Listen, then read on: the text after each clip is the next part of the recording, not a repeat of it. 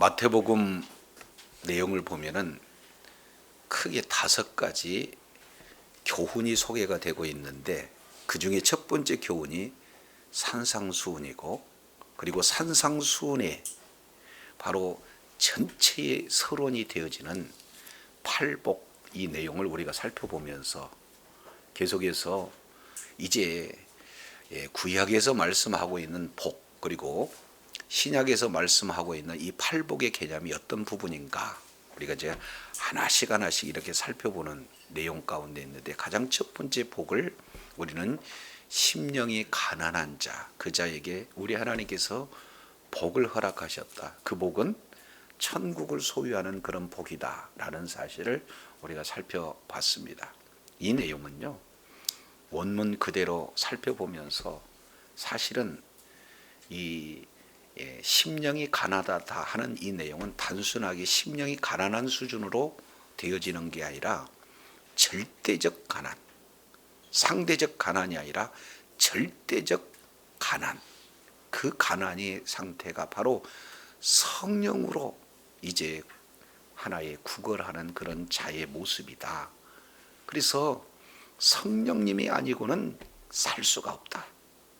성령께서 은혜 주시지 않으면 생존 자체가 불가능한 절대적 가난 상태에서 전적으로 성령님을 의지하는 그런 상태가 심령이 가난하다. 그런 자에게 하나님께서 주신 복이 있는데, 그게 바로 해 바실레아 두떼우라고 하는 하나님의 왕국, 예수님께서 통치하시는 그런 하나님의 나라가 주어지게 된다라는 사실을 살펴봤습니다. 자, 그런데 팔복의 이 개념은 매번 말씀하지만 첫 번째의 복과 그리고 8번째의 그 복이 같아요. 주어지는 복이 천국이 복이다. 따라서 팔복 전체는 천국 안에서만 이렇게 누릴 수 있고 천국 안에서만 받을 수 있는 그런 어떤 복이다라는 것을 우리는 잊어서는 안 되는데, 바로 이 첫 번째 복과 두 번째 복이 떨어지지 않고 연결되어져 있다라는 내용들을 계속해서 말씀을 드립니다. 그러면 오늘 우리가 지난 시간에 이어서 살펴본 이 두 번째 복이 애통하는 자에게 주어지는 복이 무엇인가, 이 내용은 하나님의 위로를 받는다는 거죠. 그래서 애통에 관련된 그 내용은 세상의 그런 어떤 삶에서도 우리가 애통할 수 있지만, 오늘 우리 주님이 저와 여러분에게 말씀하고 있는 이 애통은 좀 차원이 다른 애통임을 우리가 지난 시간에 살펴봤습니다. 사람은 때로는 몸이 아프면 애통하기도 하고, 물질이 없어서 애통하기도 하고, 큰 문제를 만나면 애통하기도 해요. 그래서 많은 사람들은 이렇게 애통할 때 진정한 위로자가 필요합니다. 그래서 정말로 내가 아파할 때 주변에 바로 믿음의 형제들이, 믿음의 지체들이 한마디의 따뜻한 그런 위로가, 그 위로의 말이 얼마나 마음에 힐링이 되는지 몰라요. 그리고 어렵고 힘들 때 작지만 이제 물질을 함께 했을 때 거기에 받은 위로 굉장하죠. 그러나 이것은 부분적인 위로요, 일시적인 위로뿐이 되지 않기 때문에 진정한 위로라고 할 수가 없어요. 그래서 오늘 우리 주님께서 주시고자 하는 그런 위로는 세상에서 주는 위로와 사람으로부터 받는 그런 위로하고 차원이 다른 하나님으로부터 받은 위로이다라는 내용들을 말씀을 하고 있습니다. 그래서 애통이라는 3가지의 개념을 우리가 바로 알고, 그 애통 속에서 주시고자 하는 하나님의 위로가 무엇인가 하는 이 내용을 우리가 오늘 본문을 통해서 살펴보면서 진정한 하나님의 위로가, 애통한 자에게 주어지는 하나님의 위로가 저와 여러분의 복이 되어 늘 하나님의 나라를 소유한 자로 하나님의 나라를 누리는 그런 은혜가 있기를 원합니다. 자, 여기서 나타나는 이 애통이라고 하는 이 내용은 일반적으로 슬플 때 이 애통이라 운다라고 하는 것은 클라이오라는 그런 어떤 단어를 써요. 그런데 이 클라이오라는 이 단어가 아니라 여기서 쓰여지는 단어는 펜데오라고 하는 이 단어를 쓰고 있습니다. 그래서 이 펜데오 이 내용을 구약에서 우리가 지난 시간 살펴봤어요. 창세기 37장 34절 이 내용을 보면은 이제 야곱이 그 사랑하는 아들 요셉을 잃어버렸을 때 애통했다. 가장 사랑했던 자녀를 잃어버렸을 때의 그 애통을 펜데오라는 이런 어떤 단어를 써요. 두 번째 내용을 통해서 살펴보면은 이제 에스겔서 9장 4절 이하 이 내용을 통해서 보면은 지금 눈앞에 가증한 일 때문에 죄악 때문에 이제는 심판을 받을 수밖에 없는 그 상황 속에서 심판에 벗어날 수 있는 그런 자는 그런 가증한 일로 인하여 죄악으로 인하여 애통하는 그런 자에게 우리 주님께서 인을 쳐서 이제 그 심판에서 제하시겠다 하는 그런 내용이 되어지는 거죠. 자, 그랬을 때 이 애통 이 첫 번째는 바로 이 심판 가운데 놓여 있는 그런 죄악으로 말미암아 심판을 받을 수밖에 없는 그런 애통. 두 번째 내용을 보면은 이제 이사야 선지자가 이 세상 가운데 이제는 자기 자신이 있다가 그 영혼이 하나님 나라의 들림을 받아서 하나님의 보좌를 받습니다. 그랬을 때 화로다 하면서 이제는 나는 입술이 부정한 자다라고 애통하고 있는 이 이사야의 모습을 통해서 정말로 이제는 죄 사함을 받지 못한 그런 자는 거룩하신 하나님 앞에 심판을 받을 수밖에 없다라는 사실을 알고 죽을 수밖에 없는 그 상황 속에서 애통하는 그 내용이 애통이다. 세 번째 내용을 통해서 보면은 이제 시편 51편 1절 이하 내용을 통해서 다윗은 하나님의 사람인데도 불구하고 이제는 밧세바를 범하고 그것을 은폐하기 위해서 우리아를 또 이렇게 죽이기까지 하는 죄악 가운데 놓여 있을 그때에 사람에게는 완전히 속였다라고 생각했지만 하나님께서 나단 선지자를 통해서 죄악을 이렇게 지적했을 때 바로 그 죄를 이렇게 통회하고 회개하면서 마치 눈물이 침상을 이제 띄울 만큼 그런 회개 상태 이 내용을 애통한다 이렇게 말씀을 하고 있습니다.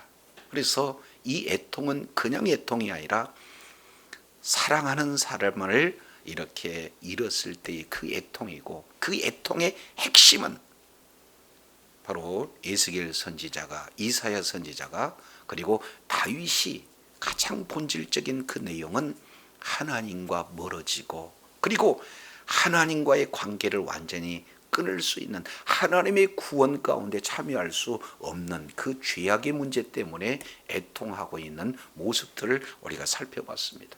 자, 그랬을 때 진정한 위로가 무엇일까 하는 그 내용을 우리가 이제 살펴봤을 때 하나님의 위로만이 이 문제를 해결할 수 있다라는 사실을 우리가 살펴봤습니다. 자, 이제 오늘 조금 더 심층적으로 우리가 살펴보면서 이 애통이라고 하는 펜데오는 신약 성경 내에서 여러 군데 쓰고 있어요. 그 내용 중에 대표적으로 세 가지만 우리가 그 용례를 살펴본다면은 자, 마태복음 9장 이 내용에 펜데오 애통이라고 하는 내용이 소개가 되고 있는데 마태복음 9장 내용을 보면은 세례 요한의 제자들이 예수님에게 와서 지금 여러 가지 논쟁을 벌이는 장면이 소개가 되고 있습니다. 그 중에 9장 14절 요한의 제자들이 예수님께 나왔습니다. 우리와 바리새인들은 금식을 하는데 어찌하여 당신의 제자들은 금식하지 않습니까? 하고 제자들이 금식하지 않는 것에 대해서 예수님께 지금 따지고 있는 거죠. 자, 이때 당시에 경건한 자다라고 했을 때 경건의 척도가 무엇이냐? 크게 세 가지예요. 이 내용은 첫 번째는 구제, 두 번째는 기도, 세 번째는 금식. 구제, 기도, 금식 이 세 가지의 모습을 통해서 경건하다 이렇게 알려져 있는데 그들에게 금식을 하지 않는 거예요. 그러니까 금식하지 않는 예수님의 제자들을 와가지고 왜 우리도 지금 바리새인도 금식을 하는데 왜 당신의 제자들은 금식하지 않습니까? 라고 따질 그때 예수님께서 아주 귀한 말씀을 하고 있어요. 오늘 펜데오가 무엇인지를 말씀하고 있다 그 말이죠. 15절 내용을 보니까 예수께서 그들에게 이르시되 혼인집 손님들이 신랑과 함께 있을 동안에는 뭐 할 수 있느냐? 여기서 슬퍼한다는 것이 애통하다야. 여기에 펜데오라고 하는 단어를 씁니다. 자, 그러면 혼인집에서는 애통하는 것이 아니라 혼인집에서는 바로 기뻐해야 될 거 아닌가. 그런데 지금 신랑과 함께 있을 동안에는 애통할 수가 없다는 거죠. 신랑과 함께 있을 때는 기쁨으로 충만해야 된다는 거죠. 여기에서 혼인집 손님들이라고 이렇게 진행을 했을 때 여기에 신랑은 누가 되느냐? 예수님을 말씀하고 있고 그리고 이 신랑 대신 예수님의 손님들이 바로 친구들을 지금 표현을 하고 있는 거죠. 자, 그랬을 때 그러나 신랑을 빼앗기는 날이 이르리니 그때에는 금식할 것 이렇게 말씀을 하고 있으니까 펜데오 애통하는 내용을 또 다르게 표현한 것은 뭐라고 표현하냐면은 금식하다 이렇게 말씀을 하고 있어요. 그러면은 언제 이렇게 금식을 하느냐? 신랑을 빼앗길 때 금식한다. 신랑을 빼앗기게 되어지면은 정말로 애통해야 된다 해서 애통의 또 다른 표현을 금식으로 이렇게 말씀을 하고 있는 것을 보게 됩니다. 그러면 여기서 예수님이 지금 말씀하고 있는 내용은 언제 애통하느냐? 바로 여기에서 말씀하고 있는 내용은 뭐예요? 펜데오는 신랑을 빼앗겼을 때, 여기서 신랑은 예수님을 말씀을 하고 있어요. 저와 여러분 역시 마찬가지로 삶의 현장 속에서 예수님은 저와 여러분을 아내로, 그리고 우리의 신랑 되신 분은 바로 예수님인데 그러한 이 예수님이 나의 삶에 깊숙이 마치 남편과 아내 사이에 긴밀한 그런 교제가 이루어지지 않았다면 저와 여러분은 애통해야 될 줄로 믿습니다. 그것 때문에 금식해야 된다는 사실을 보여주고 있어요. 그래서 언제 애통하는 자가 되어지느냐? 이미 천국 되신 예수님이 우리들에게 천국을 주셨어요. 그리고 그 천국 안에서 마치 신랑과 신부가 긴밀한 교제가 이루어져야 되는데 그 신랑을 빼앗긴다라고 했을 때는 애통할 일이도 그 자체가 금식할 일이라는 것을 말씀하고 있다 그 말이죠. 그러면 여기서 1차적으로 신랑을 빼앗긴다라고 하는 내용은 예수님의 십자가에서 죽으심이에요. 그러면 애통하는 자, 이 내용에게 주어지는 위로는 뭐가 될까요? 신랑을 빼앗긴 자에게 진정한 위로는 뭐가 되겠습니까? 그렇습니다. 신랑을 되찾을 때가 바로 진정한 위로 아니겠어요? 그게 바로 예수님이 십자가에서 죽으셨으나 죄의 모든 권세를 밟아버리시고 그리고 이제 사망 권세를 깨뜨리시고 부활, 승천하신 이후에 하나님 보좌 우편에서 우리를 위해서 이제는 계속해서 중보하실 뿐만 아니라 예수 그리스도의 영, 바로 성령으로 우리 안에 오셔서 우리 함께 이제 사시는 분이 바로 우리 주님이신 줄로 깨닫기를 바랍니다. 그래서 부활의 영이 이제 우리 심령 가운데 충만해서 살아계신 주님과 깊은 교제가 이루어지는 이 내용이야말로 진정한 위로가 되어지는 줄로 믿습니다. 이 애통한 자에게 주어지는 그런 복을 이제는 십자가와 부활을 이 내용을 통해서 우리들에게 진정한 위로가 무엇인지를 말씀하고 있습니다. 두 번째 내용을 보면은 야고보서 4장입니다. 야고보서 4장 이 내용을 통해서 보면은 두 번째 펜데오의 이런 용례가 소개가 되고 있는데, 그 중에 4장 8절 내용을 통해서 보면은 하나님을 가까이 하라. 그리하면 너희를 가까이 하리라. 하나님은 인격체세요. 하나님이 이제 하나님을 가까이 한 자에게 하나님께서 가까이 해주지 하나님을 멀리 하는데 하나님이 가까이 하시지 않습니다. 그래서 하나님을 가까이 하라. 그리하면 너희를 가까이 하리라. 그러면서 그 뒤에 이렇게 표현하고 있죠. 죄인들아 손을 깨끗이 하라. 두 마음을 품는 자들아 마음을 성결하게 하라. 같은 표현을 지금 두 번 강조하고 있는 내용들을 보게 됩니다. 죄인들아 손을 깨끗이 하라. 그러면 하나님과 멀어지는 그 원인은 뭐가 되는 겁니까? 죄 때문에 멀어졌다. 그러니까 하나님을 가까이 한다는 것은 곧 어떻게 되는 거예요? 죄 문제가 해결되어져야 된다.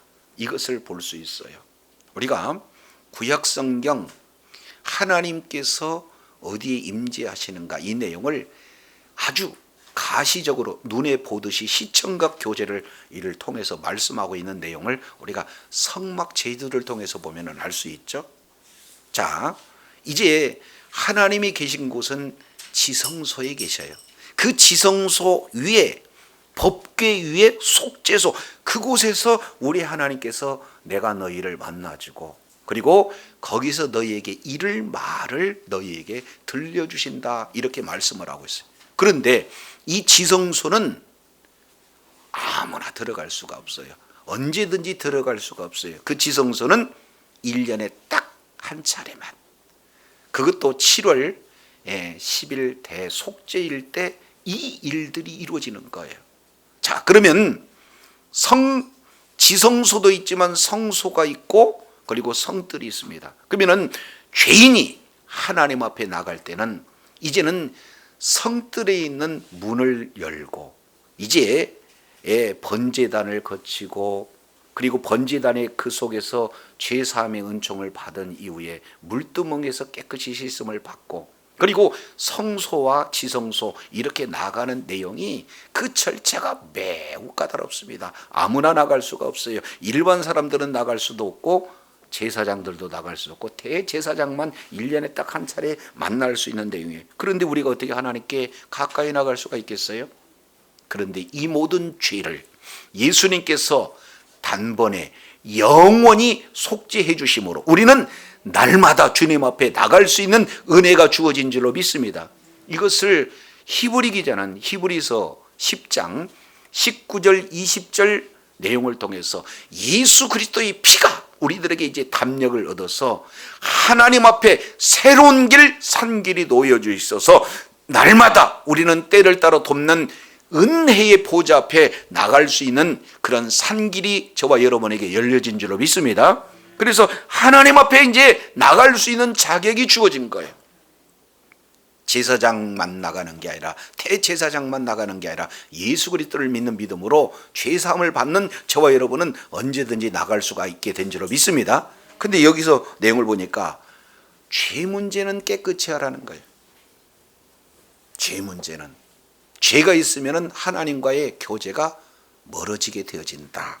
그런데 이 죄가 도대체 뭐냐라고 봤더니 두 마음을 품은 자들아 마음을 성결하게 하라. 그랬으니까 죄 문제는 여기서 뭘 죄라고 얘기하는 거예요? 두 마음을 품는 자. 한 발은 세상에다가 두고 한 발은 하나님께 두고, 이것을 두 마음 이렇게 얘기하는 거잖아요. 네. 하나님을 사랑해요 라고 얘기하지만 돈을 사랑해요 라고 얘기하는 것이 두 마음이잖아요. 그래서 두 마음을 품는 그런 자들이 이제는 하나님께 가까이 하는 것은 한 마음을 품으라는, 전적으로 주님만을 사랑해라. 그러려면 우리는 어떻게 해야 되는가? 두 번째 펜데오라고 하는 이 내용이 4장 9절에 이렇게 표현하고 있습니다. 슬퍼하며 애통하며 울지어다. 여기에서 애통하다라고 하는 이 내용이 마태복음 5장 4절에 애통하는 자와 똑같은 단어예요. 그러면 3단계로 슬퍼하고 애통하고 그 다음에 울고 같은 표현이잖아요.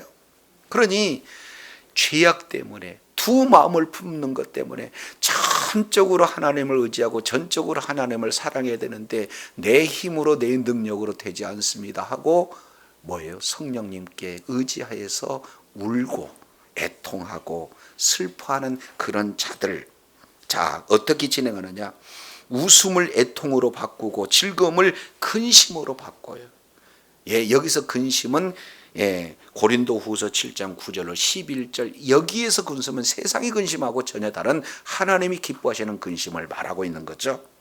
그래서 이제는 뭔가 여유가 있기 때문에 복을 받았다 하고 웃는 그 웃음 자리에 있는 것이 아니라 하나님과의 가까이 되지 못하는 이것 때문에 웃음을 애통으로 바꾸고 즐거움을 근심으로 바꾸는, 그런 자를 우리 주님께서 어떻게 위로하신가? 10절이죠. 주 앞에서 낮추라. 그리하면 주께서 너희를 뭐 하시리라? 높이시리라. 우리 하나님께서 큰 위로는 하나님과 멀리 느껴지고 하나님과 정말로 교제가 이루어지지 않는 그런 상태에서 하나님께서 나를 버리셨는가, 하나님께서 나를 외면하고 계시지 않는가 하는 그런 마음 속에서 다시금 우리 주님께서 높이신다는 것은 하나님이 능한 손으로 붙들어 주시고 함께 해주시고 보호해 주실 뿐만 아니라 하나님의 공급함이 계속해서 이루어지는 높이 존귀한 자로 우리 주님께서 위로해 주신다는 사실을 말씀하고 있다, 그 말이에요. 그래서 애통하는 자에게 위로는 뭡니까? 다시금 하나님과의 관계가 회복돼서 존귀한 자로 하나님이 쓰시는 자로 우리 주님께서 위로해 주시는 줄로 믿습니다. 세 번째 위로, 이 내용을 통해서 보면 요한계시록 18장에서 이 애통하는 자에게 주어지는 하나님의 위로를 말씀하고 있습니다. 자, 요한계시록 18장 내용을 통해서 보면은 여기에 크게 네 부류의 사람들이 애통을 하고 있어요. 그 중에 첫 번째 18장 9절 내용을 보니까 그와 함께 음행하고 사치하던 땅의 왕들이, 땅의 왕들은요 두 가지 특징이 있어요. 하나는 음행, 또 하나는 사치. 자, 이런 자들이 이제는 왕으로서 모든 권력을 다 누릴 수가 없어요. 그런 자들이 일시간에 망하게 되어지는 거죠. 그래서 이제 10절 내용을 보니까 10절 하반절에 큰 성 견고한 성 바벨론이여 일시간에 내 심판이 이르렀다. 그러니까 지금까지 왕으로서 모든 것을 누리던 그런 자들이 심판을 일시간에 받으니 그들이 어떻게 되는 거예요? 울 수밖에 없죠. 그래서 18장 9절 불붙는 연기를 보고 그것을 위해서 울고 가슴을 치고 그 고난을 무서워했다. 여기에서 우는 것이 뭐냐? 펜데오, 이렇게 표현합니다. 이어서 11절, 자, 땅의 상인들이에요.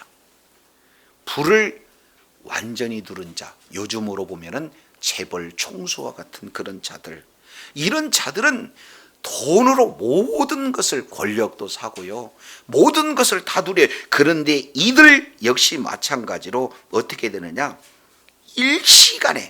일시간에 심판을 받게 되어지니 이런 자들이 어떻게 진행을 하고 있는가? 이들 역시 마찬가지로 11절 잘 보세요. 땅의 상인들이 그를 위하여 울고 뭐했다? 여기에 펜데오라고 하는 애통한다라는 그런 어떤 내용이 되어져요.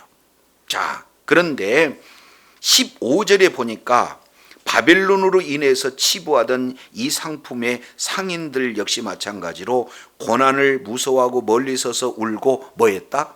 펜데오, 애통하고 있는 그런 어떤 모습입니다. 17절 이러한 부가 일시간에 망했어요. 그래서 각 선장들, 각처에 다니는 선원들, 그런 선인들과 바다에서 일하는 모든 자들이 또 멀리 서서 불붙는 연기를 보고 19절 티끌을 자기 머리에 뿌리고 울고 뭐 했어요? 애통, 펜데오 이렇게 표현하고 있습니다. 이유는 19절 맨 하반절에 보니까 일시간에 망했다. 그러면 이 세상에서 권력으로, 부여로, 그리고 세상에서 모든 무역을 진행을 해서 각종 근보석 진주로 꾸몄던 모든 세상의 가치를 다 누렸던 이 자들이 마지막 심판 때에 다 펜데오, 애통하고 있다는 사실을 이렇게 살펴볼 수가 있습니다. 그런데 이런 내용들 때문에, 권력 때문에 이제는 짓밟히고 물질 때문에 수치와 무시당하고 여러 가지 일거리가 없어서 이제 갖추지 못해서 정말로 애통했던 그 사람들은 예수 그리스도를 믿는 믿음으로 말미암아 나중에 어떻게 되는가? 이들과 반대되는 것이 20절입니다. 하늘과 성도들과 사도들과 선지자들아 그를 인하여 뭐해라? 즐거워하라. 이것이 하나님의 위로예요. 이 세상 사람들은 예수 밖에 있음으로 말미암아 예수님보다 더 큰 가치를 권력에 두고 물질에 두고 명예에 둔 그런 모든 자들은 다 애통하지만 정말로 예수님 때문에 애통했던 그런 자들, 예수 그리스도의 증인이 되기에 애통했던 그런 자들은 우리 주님께 나중에 어떤 위로를 받는 거예요? 즐거워하라. 그들은 다 멸망받고 다 심판받지만 우리 하나님이 진정한 하나님 나라의 위로, 이 부분들을 말씀하고 있어요. 자, 세 가지 펜데오. 첫 번째 내용을 통해서 보니까 신랑을 빼앗긴 것으로 애통하는 자, 우리 주님께서 부활의 주님이 우리의 신랑이 되시고 날마다 깊은 교제 속에 있는 하나님으로 말미암아, 예수님으로 말미암아 위로해 주신 분이 주님이신 줄로 믿습니다. 뿐만 아니라 두 마음을 품었어요. 돈도 따라가요, 명예도 따라가요, 권력도 따라가요. 이것 때문에 이제 이 죄악에서 나는 주님만을 섬기리라, 주님만을 사랑하리라, 주님만이 나의 이제 믿음의 대상이다라고 애통해서 내 힘으로 안 돼서 하나님 앞에 이제 기도하는 그런 자에게 우리 주님께서 다시 낮아진 그 자를 높이 세워서 하나님의 사람으로, 하나님의 쓰시는 존귀한 자로 우리 주님께서 우뚝 세워주심으로 위로해 주신 분이 바로 주님이신 줄로 믿습니다. 세상 사람들은 이 세상에서 권력과 명예 모든 것으로 땅땅거리고 모든 것으로 치부하지만 없어서 불편해서 정말로 나의 진정한 가치는 주님입니다 라고 눈물 흘리면서 말씀대로 순종했던 그런 자들에게 진정한 위로, 마지막 날 그들은 슬퍼하고 애통하지만 우리 주님께서 기쁨으로 찬양하며 하나님 나라의 기업을 온전히 상속받는 자로 주님 앞에 바로 큰 위로를 받는 내용으로 애통하는 자에게 주어지는 위로가 임하게 되는 줄로 믿습니다. 이것을 마태복음 5장 4절 이 내용을 통해서 봤더니 애통하는 자에게는 뭐가 있어요? 위로가. 여기서 위로는 세상적인 위로하고 전혀 차원이 다른 위로다. 사람의 위로도 필요해요. 물질의 위로도 필요해요. 그리고 여러 가지 세상적인 그런 위로가 필요 없다는 거 아니에요. 그런데 우리 주님이 저와 여러분에게 주시고자 하는 이 위로는 세상의 가치하고 비교할 수 없는 하나님 나라의 가치의 내용으로 위로해 주신다는 사실을, 그것을 복으로 주신다는 사실을 오늘 말씀을 통해서 일깨워 주신다 그 말이죠. 자, 이 내용을 그 위로를 받은 자, 그 위로를 경험하는 그런 자가 오늘 위로에 대한 내용을 사도 바울이 이렇게 표현을 하고 있습니다. 자, 고린도후서 1장 보세요. 여기는 위로에 대한 내용이 계속해서 반복적으로 이렇게 나타나고 있는 것을 보게 됩니다. 고린도후서 1장 3절 내용을 보겠습니다. 찬송하리로다. 그러면은 우리는 하나님의 위로를 받게 되어지면 우리는 어떻게 뭐만 할 수 있어요? 찬송할 수밖에 없어요. 찬송하리로다. 그는 우리 주 예수 그리스도의 하나님이시요 자비의 아버지시요 모든 위로의 하나님이시며 이렇게 말씀하고 있어요. 그러면 하나님은 누구신가? 예수 그리스도의 하나님이요 자비의 하나님이요 모든 위로의 하나님이다. 여기 앞에서 뭘 써놨어요? 모든 위로. 한 번의 위로가 아니라는 거예요. 계속된 위로, 영원한 위로, 그 위로에 바로 하나님이 모든 위로의 하나님이 우리 하나님이시다. 위로의 원천이 누구냐? 바로 위로의 하나님이신 바로 그 하나님이 우리의 하나님이 된다. 이것을 지금 소개하고 있어요. 그러니 위로의 하나님이 나의 하나님이다. 이 사실이 얼마나 감격해서 찬송하리로다. 사도 바울은 지금 고린도 교회 성도들에게 이렇게 표현을 하고 있습니다. 잘 알겠지만 고린도 후서 이 내용을 보면은 사도 바울을 얼마나 지금 당신은 사도가 아니다라고 공격하고 있는지 몰라요. 그런 속에서도 이제는 진정한 위로는 모든 위로의 하나님이 나의 하나님이다. 이런 내용 때문에 그 위로의 원천이 되신 하나님을 찬양하고 있는 그런 내용이다 그 말이죠. 그러면 어떻게 위로를 주시는가? 4절 보시죠. 우리의 모든 환난 중에서 우리를 뭐하사? 위로하사. 이렇게 말씀하겠어요. 여기서 환난이라고 하는 내용은 좀 어려운 표현으로 드립시스라고 하는 내용인데 사방에서 아주 그냥 압축해오는 거예요. 마치 큰 바위돌에 눌려서 꼼짝달싹 없이 정말로 이렇게 바둥거리고 있는 그 내용이 환난 이렇게 표현을 하고 있어요. 외적으로 박해가 있고 내적으로 갈등이 있고 빠져나갈 수 없는 그런 환난, 그 속에서도 우리 주님께서 위로를 해줬는데 왜 위로했느냐? 우리로 하여금 하나님께 받은 위로로서 굉장히 중요하죠. 거기다가 밑줄 한번 쳐보세요. 하나님께로 받은 위로. 어떤 분은요, 술 마시면 위로가 된다고 해서 술로 위로가 되어지고, 어떤 분은요, 사람들은 정말 그냥 속이고 힘드니까 이제 강아지 거기에 위로를 또 받아요. 그리고 어떤 분은 정말 어렵고 힘들 때 사람의 그 따뜻한 배려, 말 한마디 이것 때문에 위로를 받아요.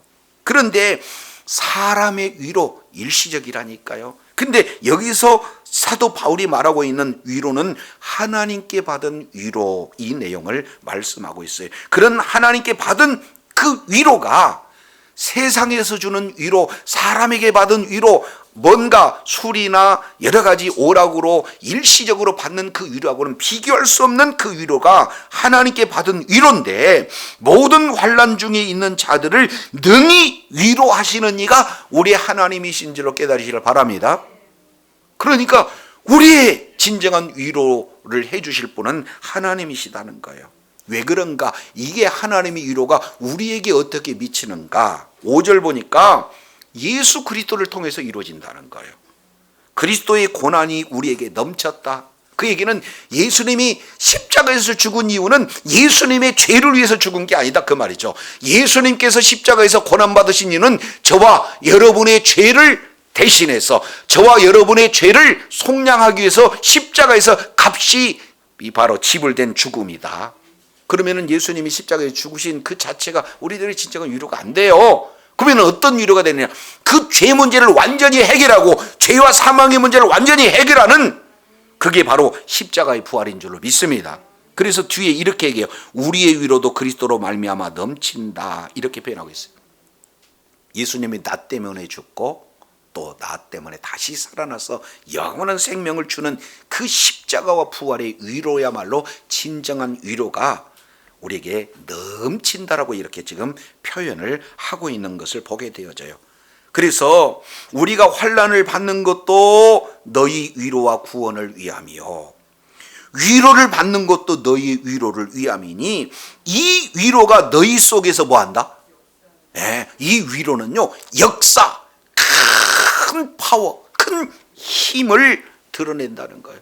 이러한 하나님으로부터 공급받는 그 위로를 받은 자는요, 어려운 역경 속에서도 그 역경을 능히 이겨낼 수 있는 그런 힘을 받게 되어진다라는 것을 말씀하고 있어요. 그래서 우리가 받는 것 같은 고난을 너희도 뭐한다? 견딘다. 자, 옆에 분한테 한번 이렇게 나누겠습니다. 자, 고난도 견디게 하는 위로랍니다. 시작. 우리에게 고난이 없으면 얼마나 좋겠어요. 예수 믿는다고 고난이 없을 수는 없잖아요. 그런데 우리는 때마다 시마다 고난을 받을 수 있어요. 그런데 그 고난 속에서도 세상에 주지 못하는 그런 위로를 우리 하나님으로부터, 예수 그리스도로부터 넘치게 받아서 그 위로가 우리에게 힘이 돼서 이제는 고난이 문제가 아니라는 거예요. 고난을 넉넉히 이길 수 있는 진정한 그 위로가 우리 주님으로부터 공급되어진다는 사실을 지금 사도 바울은 고백하고 있어요. 그래서 7절, 너희를 위한 우리의 소망이 견고하는 것은 너희가 고난에 참여하는 자가 되는 것 같이 위로에도 그러할 줄 알아. 예수 믿고 예수님을 증거하고 말씀대로 살려면은 생각지도 못한 이렇게 고난을 받을 수 있는데, 고난만 있다는 게 아니에요. 고난 외에도 우리에게 뭣도 있다는 거예요? 하나님의 위로가 있다. 지금 이 말씀을 하고 있어요. 그 중에 한 가지 예를 들어서 설명합니다. 자, 9절, 8절, 형제들아, 우리가 아시아에 당하는 환난을 너희가 알지 못하기를 원하지 않는다. 힘이 지나도록 심한 고생을 받아 살소망까지 끊어졌다. 한마디로 본다면 이제 죽었다 이렇게 생각한다는 거예요. 9절 이렇게 표현을 하죠. 자, 우리 마음의 사형 선고를 받는 줄 뭐했다? 알았다.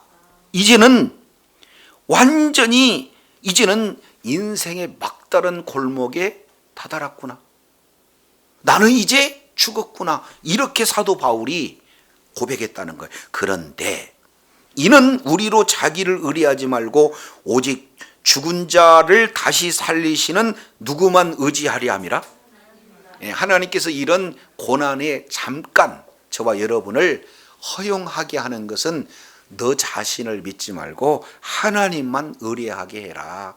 이렇게 말씀을 하고 있어요. 자, 그러면서 위로의 가장 핵심적인 내용을 10절에 이렇게 표현합니다. 그가 이같이 큰 사망에서 우리를 뭐 했어요? 건져냈고 또 건지실 거고, 그리고 이후이라도 건지시기를 그를 의지하여 바라노라. 그러니까 건졌다는 것을 3번, 건지셨고 건지시고 있고 앞으로 건지실 것, 과거에도 건졌고 현재도 건졌고 그리고 미래에도 반드시 건질 것이다. 역사 내용을 통해서 보면 이스라엘 백성들을 애굽 바로의 그러한 큰 고난 속에서, 사망과 같은 큰 고난 속에서 건져내신 분이 우리 주님인 줄로 믿습니다. 그리고 현재 예수 그리스도께서 죄와 사망 가운데 허덕이는 저와 여러분을 십자가와 부활을 통해서 죄와 사망에서 건지신 분이 바로 우리 주님이신 줄로 믿습니다. 앞으로 우리 주님께서 이 땅에서 이제는 하나님의 나라 영원한 천국으로 완전히 자리를 옮겨서 생명에서 사망으로 자리를 옮기시는 그런 분이 바로 이제 종말 때에 다시 오실 예수님께서 건지시는 분이 바로 주님이신 줄로 믿습니다. 과거에도 건지고 지금도 건지고 앞으로도 건지실 분, 그분이 바로 우리 주님이에요. 그러니까 지금 잠깐 우리가 고난을 받는다, 어려움을 받는다, 애통한 가운데 있는다, 이거 가지고 영원한 애통이 될 수 없는 것은 우리 주님께 애통하는 그런 자는 이런 위로 하나님의 놀라운 건심의 역사가 이루어지게 될 줄로 믿습니다. 이게 지금 사도 바울이 고백하고 있는 그런 내용이에요. 자, 그러면 여기에서 사도 바울이 어떻게 이런 근원을 가지고 있는가 하는 내용을, 자, 위로에 대한 내용입니다. 위로에 대한 내용을, 자, 이사야서 한번 보고 마치겠습니다. 자, 이사야서 40장 1절이에요. 사도 바울이 경험한 하나님의 위로가 어떠한 근원이기에 이렇게 사망 가운데서도 이제 소망을 가질 수 있는 그런 진정한 위로를 받았는가 하는 내용이 40장 1절입니다. 자, 너희 하나님이 이르시되 너희를 위로하라, 내 백성을 뭐하라? 위로. 여기서 보니까 위로하라, 위로하라. 우리 주님께서 지금 말씀하고 있어요.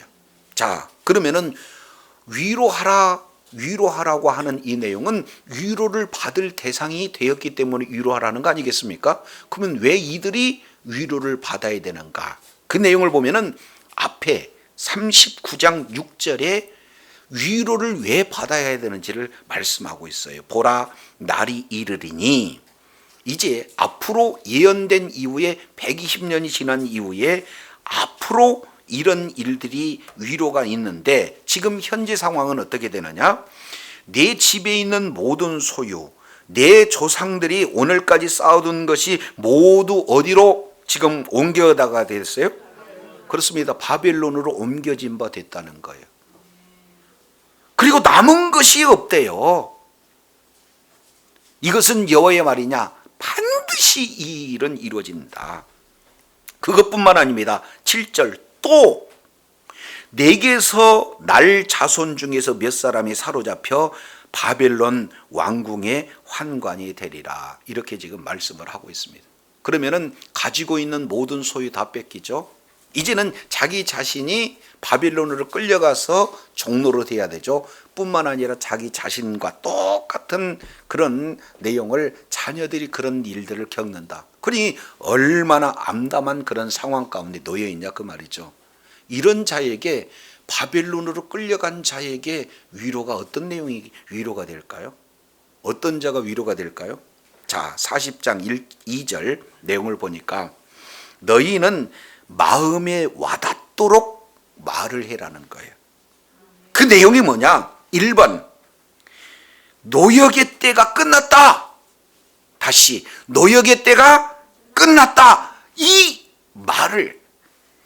말이 마음에 와닿도록 이렇게 노역하고 있는 그런 자들에게 이 내용을 얘기하라는 거예요. 바벨론에서 포로로 끌려가서 고난 고통 가운데 있는 자들에게 너희들은 이제 노역 끝났다. 이것이 그들에게 진정한 위로가 되어진다는 거예요.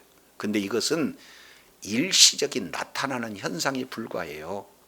그런데 왜 이스라엘 백성들이 이런 70년 동안 바벨론 포로에서 노역을 할 수밖에 없습니까? 말씀에 불순종했어요. 말씀에 불순종한 죄악 때문에 그들은 그 죄의 값으로 70년 바벨론 포로 생활하면서 그 값을 치러야 하는 그런 노역이 그들에게 주어진 거예요. 그런데 본질적인 위로는 어떤 내용이 되어지느냐 봤더니 그 죄악의 뭘 때문에? 사함을 입었느니라. 자, 그래서 두 가지. 하나는 노역의 때가 끝났다.